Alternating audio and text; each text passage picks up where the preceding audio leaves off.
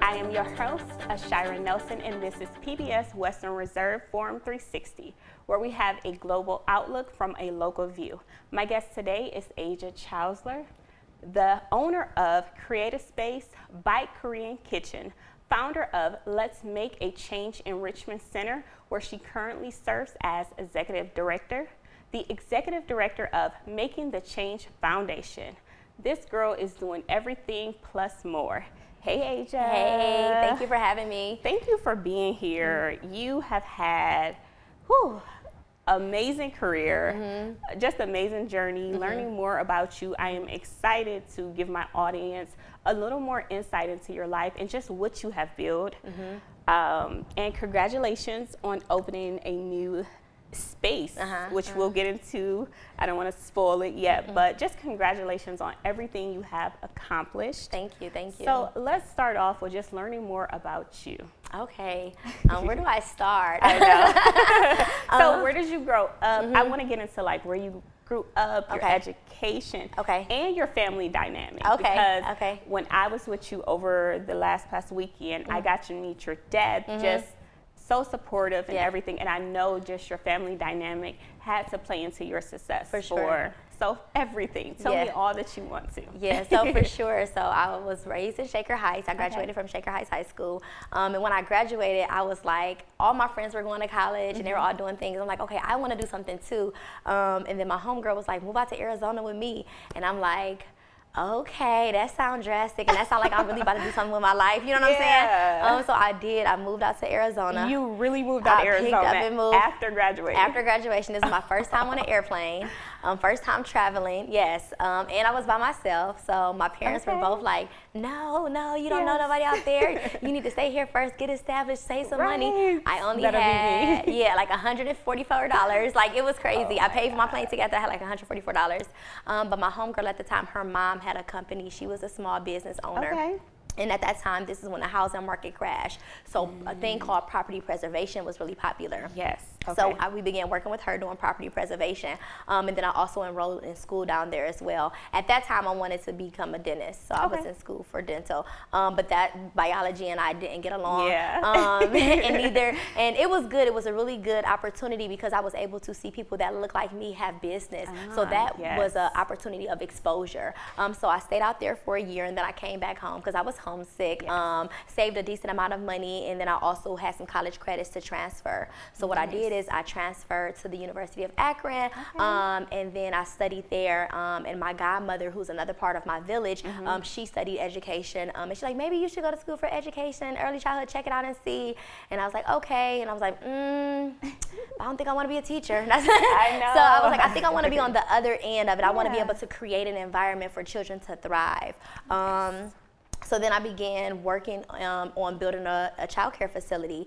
So while I'm in school, I was able to attain a job with University Hospital, and I worked in the child psychiatry unit.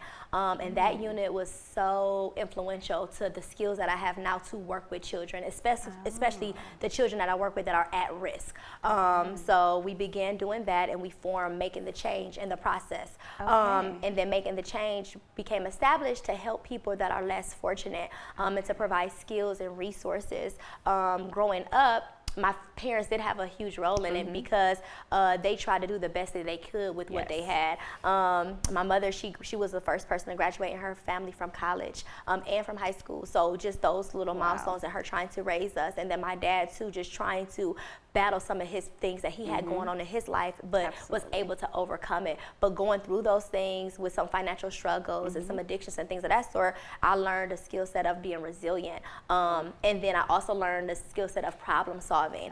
And my parents were very, my dad's super strict. Even now, he always try to. Really? He's strict. He try to tell me what to do, but I can't. Would not have guessed that. I know, because he seems so like he relaxed over the years after he see that we're not gonna like not do anything with it. Like we're gonna do something, Dad. But he was very strict, you know. So we had a lot of discipline growing up. So you know, having to be at home by a certain time, couldn't go to certain parties, couldn't hang out with certain people. So I feel like that began to shape when I began getting into certain rooms and understanding how certain things worked.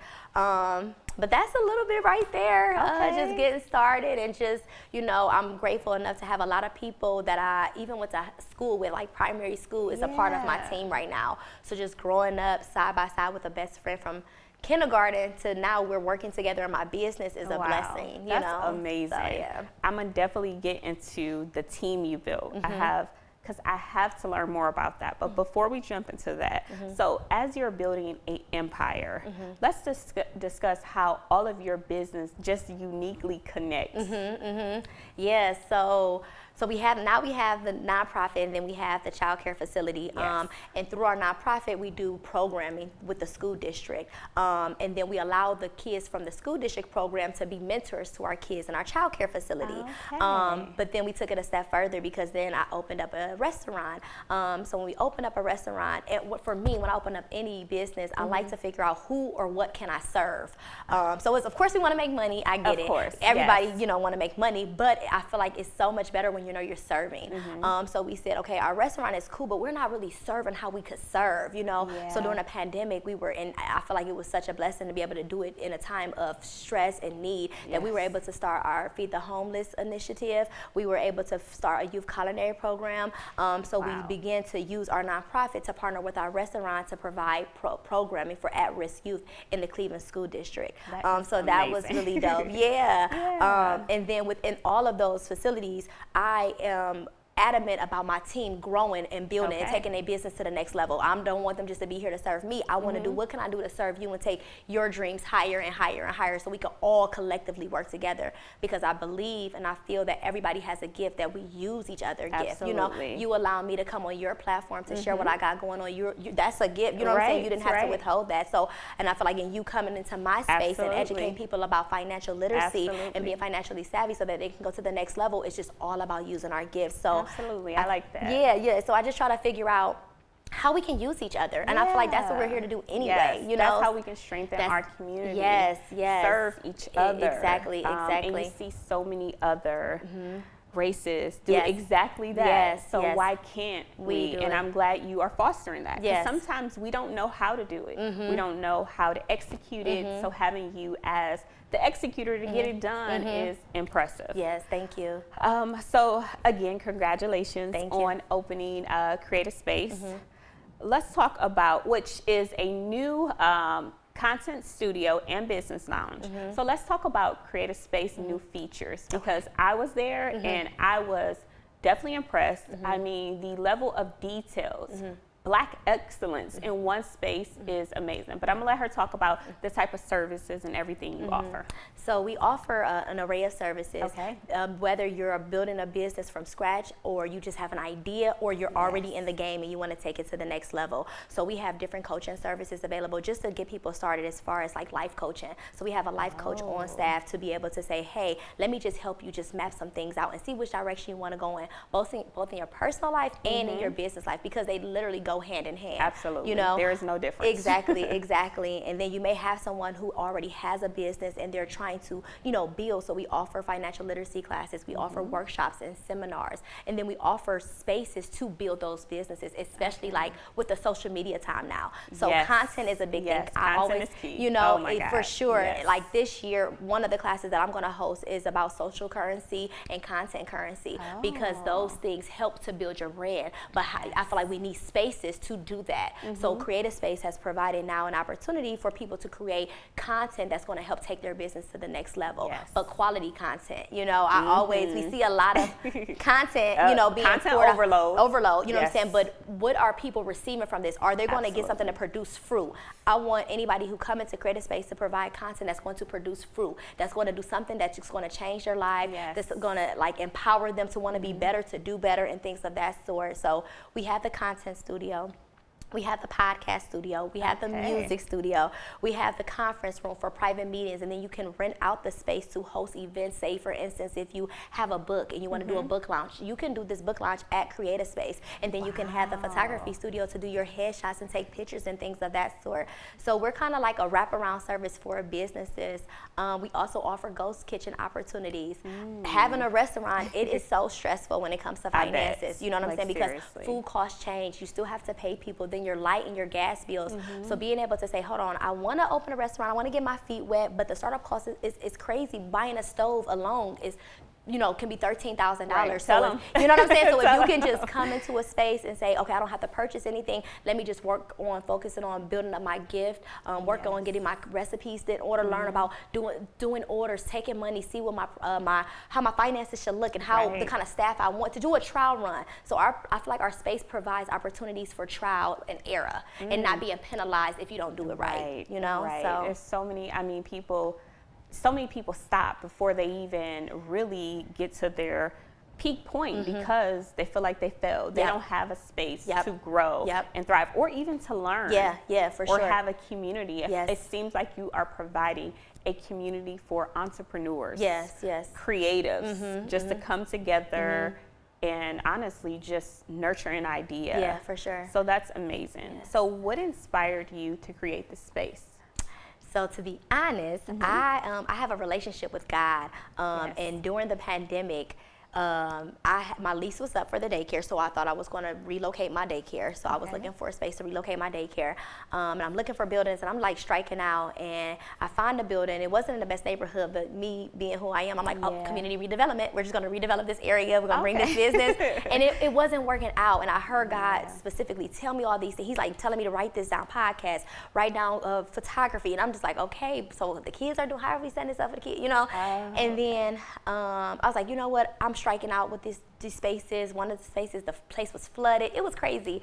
And then my friend came up to me like, it's time to keep looking. I'm like, I don't want to look right now. Like, I'm just over it. We're just going to stay here. And I feel like God always sends some kind of confirmation. But a lady emailed me about the space that I'm at now, and she had the same exact name as my daughter. And my daughter's name is Zara, which is not a common name, you know? So I'm like, Zara, email me about a bit. I'm like, okay, let me just look at it. And my daughter is heavily in a relationship with God too. It's so beautiful because she know I'm sad. She's like, come on, let's just pray. Let's just pray. Let's listen to some music. Let's jump up and down. I'm like, okay. So how old is she? She's 5. She's 5. So I'm like, okay, well, let me just check it out. I went to check it out, and I was like, okay, but it's not as big as I wanted. You know, finding all these reasons, and I brought my sister with me, and she's like, no, cut it out. You're going to go ahead and you're going to get, this is yours. We're claiming it right now. And I'm just like, okay, like, and that's why you have to be so aware of who you have around you, because had I had somebody around me that wasn't going to feed me, I would have missed out on an opportunity, you know, because God can give me all the signs and tell me how to lay it down, but if I don't take those steps and move my feet, nothing is going to come from it. So I was like, okay, Lord, if this year will be done, and then they call me like, yes, we want you in the space. I'm like, okay, and then things began to just fall into place, like, kid you not, similar to what I'm doing, because my space is also a co-working space. So some co-working spaces that's in the Cleveland area is Limelight and Co-Hatch. And I was looking for a contractor. Sure enough, I got the contractor who built Co-Hatch. So it was such a blessing. Yes. Wow. So where is your new space located? It's in Willowwick. So Creative Space is in Willowwick. What about your Enrichment Center? My Enrichment Center is in South Euclid. Okay. Yeah, it's in South Euclid. So, but I didn't know where I was going, because I was just like, okay, are we moving out the city? Are we going somewhere else? So yeah, so I don't know. It was just God just kind of laid everything out for me, and I'm just like really just moving in that. That is amazing. That's just really what it is, you know. So I am your host, Aisha Nelson, and this is PBS Western Reserve Forum 360, and I'm learning more with Aisha today about all the amazing things she have going on. Okay, wow. So how do you feel like your past roles played into this exact moment? Okay, that's so good. I think one, being the oldest of 2 siblings. I did take on a lot of responsibility of looking after my siblings, like, because I want to make sure they are moving in the right capacity, you know. So I was also, you know, helping my mom and dad out, you know what I'm saying? I'm catching them when they're slacking and things of that sort. You know, so it's like just having that piece there, and then we're all female, so you have to carry yourself as in a certain way in society. You get what I'm saying? So just kind of helping them see those things, I feel like that kind of started teaching me leadership. And then I feel like that leadership skill kind of just carried on, where I knew I wanted to do something in life, and I didn't want to just be ordinary. Like, I just feel like we're not called to just be ordinary, like, you know what I'm saying? Be average. You gotta just skate by. You gotta just reach for it. Like, my homegirl wants to go to Mars. I'm not going, but that's on her. She wanna go to Mars. She wanna go to the moon. She got the whole thing with what's his name, Elon Musk, and I'm rooting for her because she's she's not scared. Like I'm not getting in the spaceship. I don't want to do it. That's just not for me, you know. But I feel like we should just reach for everything that we want to do, you know. So I feel like that played a part in it as well.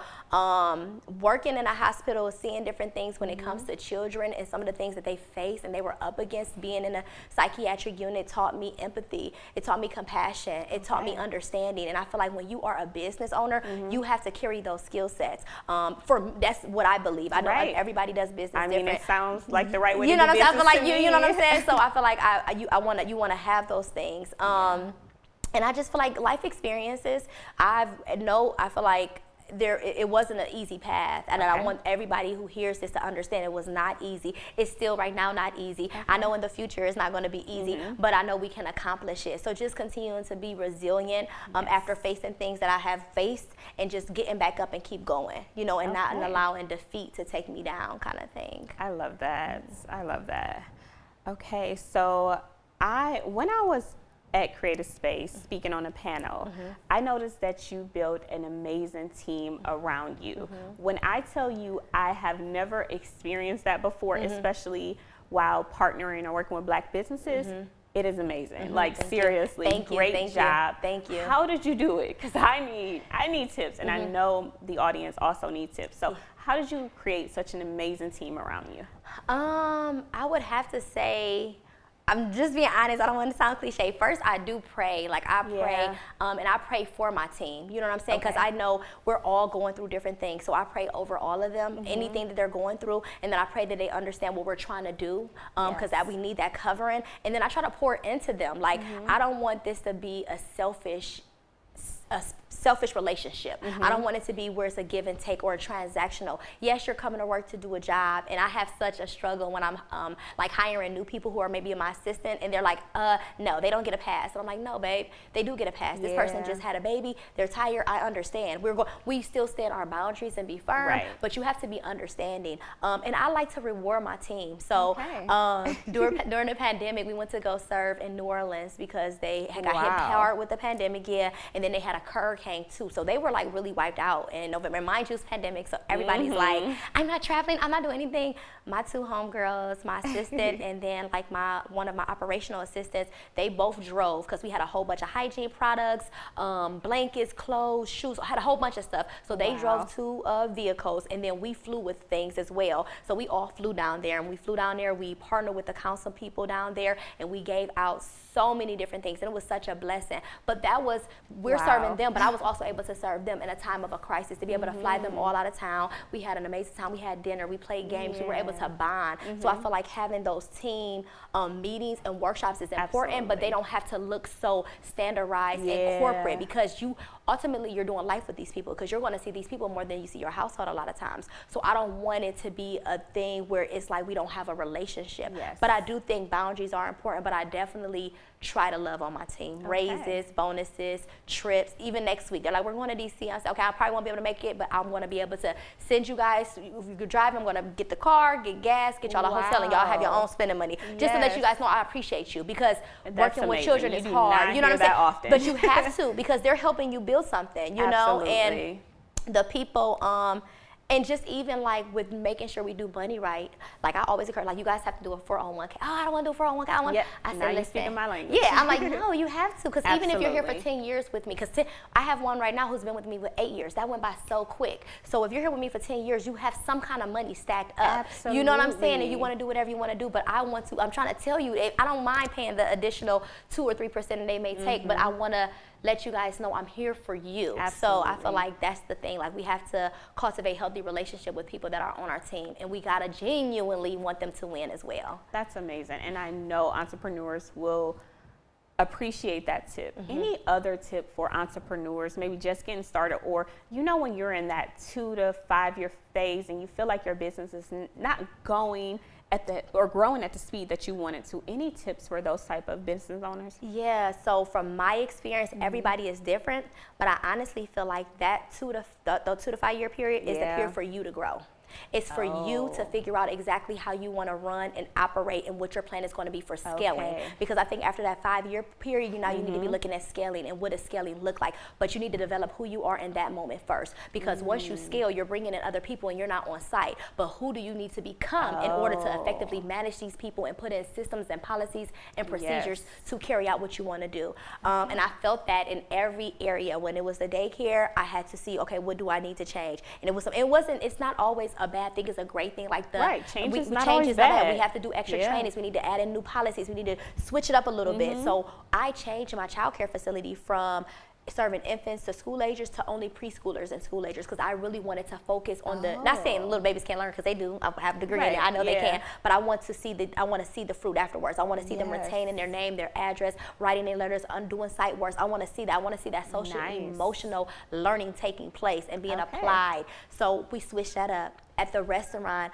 I realized, okay, let's condense our menu. The menu's too much, because then now I'm frustrated if I have to step in because it's so much. So we had to, and then when you begin to change those different things, you begin to see what your focus is. And you know what I'm saying? Your focus begins to shift. So I feel like during that time, I think as entrepreneurs, we need to begin to see what in us can be developed or changed to help elevate and take this business to the next level. Okay, I like that a lot. So you just being a part of your latest event, I seen how important social media was to you. Tell me about your process. How do you build out marketing for an event or just for your businesses? I think it's a lot. I think you can't be afraid to market your business. I feel like sometimes we feel like, oh, we're doing enough. That's enough. That's all we have to like, no, you want exposure. Marketing is exposure to your business. So I feel like you want to do that, but you want to do it in a way that is planned and scheduled and it makes sense. So I feel like sometimes we'll run and jump and do something, even myself, and it's like, ooh, that wasn't the right move. I needed to pull that back out. Like I shouldn't have played my hand like that. So just executing on a level that makes sense. So sometimes I'll do a billboard, sometimes I'll run a radio ad, sometimes I'll just focus on social media, sometimes I'll do a collab. So it just really depends on which area you want to kind of tackle. So if I'm focusing on sales, I may want to do a promo. Because that's going to bring some people in, because now they have a discount, So if I'm focusing on, I just want people to know where we're located at. I may just do a billboard because, I didn't even know that was right there. I didn't know that was. So now a person is rapidly seeing something over and over again. So I feel like it depends on exactly what what you want to tackle and what the audience is that you want to attack as well. Okay, I like that. Let's see. Okay, so when I was learning more about you, you had quoted in the January issue of Phenomenal Women's Magazine, as a family, we have overcame multiple struggles, including financial stress, addiction, and incarceration. Can we just talk about that? You mentioned a little bit in the beginning, but can we just dive into that just a little more and kind of the role that played into building everything? Yeah, for sure. So my father battled with a drug addiction. He battled with it for a while. And I want to say before I was even born, but he was a functioning drug addict. So people wouldn't know, even though I knew. So because I knew and I thought like my friends or things would know, I began developing like anxiety about it. And then with having an addiction usually comes incarceration, because you're breaking the law. A lot of times, you know what I'm saying? So you're getting yourself in trouble, you know what I mean? So my dad was in and out of jail a lot. Thank God it wasn't for a long period of time, though that did happen when I got in high school, but he was in and out of jail a lot. So that was stressful for my mom, because now she's going from inconsistencies of my dad helping her, because my dad, like I said, he was functioning. So he went to work, he helped pay bills, he combed our hair, he made sure we had dinner, he cooked dinner, he taught us how to clean, he took us places. My dad was an active father. So when he wasn't there, my mom is like, I gotta pay this bill, I gotta do this, I gotta make sure the kids' hair done, they need school clothes. So she's trying to pull the weight when he's not there. But that taught me how to navigate and how to problem solve, and how to, my mother taught me at a young age about credit, about credit card debt, about how to budget your money. So I knew she had $100, she gotta go get groceries, she gotta pay something on the bill, she gotta make sure we got stuff for school. So she's gonna be able to break that money down, and then I'm understanding how to do it as well. She taught me how to write checks, you know what I'm saying? Like how to write checks and how to balance your checkbook at a young age. I'm talking 8, 9, 10. You know, I'm learning how to do these That's things, and I'm with amazing. her. Like, Yeah, you know what I'm saying? man. Yeah, so going through that, we had to learn how to maneuver, you know, and then when you have a mother, I remember, and I think like, I do remember, I know, of course, as we got older, her pay increased, but I remember at the time my mother was only making $10 an hour. We lived in Shaker. She has 3 kids. So when you live in Shaker, first of all, just for us to go to school, to have some of the things that we have to have, it's hard. And then she kept us in things. So my sisters were in Girl Scouts. I was always a cheerleader. We had to go to camp.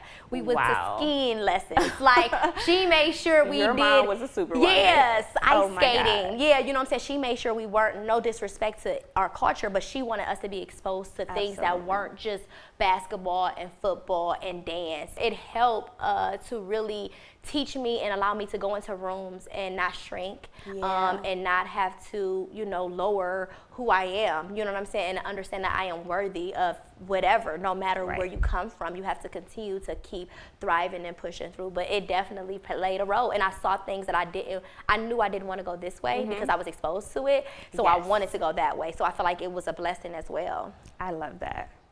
Well, thank you, Asia, and congratulations on all of your accomplishments. Thank you. I am your host, Aisha Nelson, and this is Forum 360, where we have a global outlook from a local view. Forum 360 is brought to you by John S. and James L. Knight Foundation, the Akron Community Foundation, Hudson Community Television, the Rubber City Radio Group, Shaw Jewish Community Center of Akron, Blue Green, Electric Impulse Communications, and Forum 360 supporters.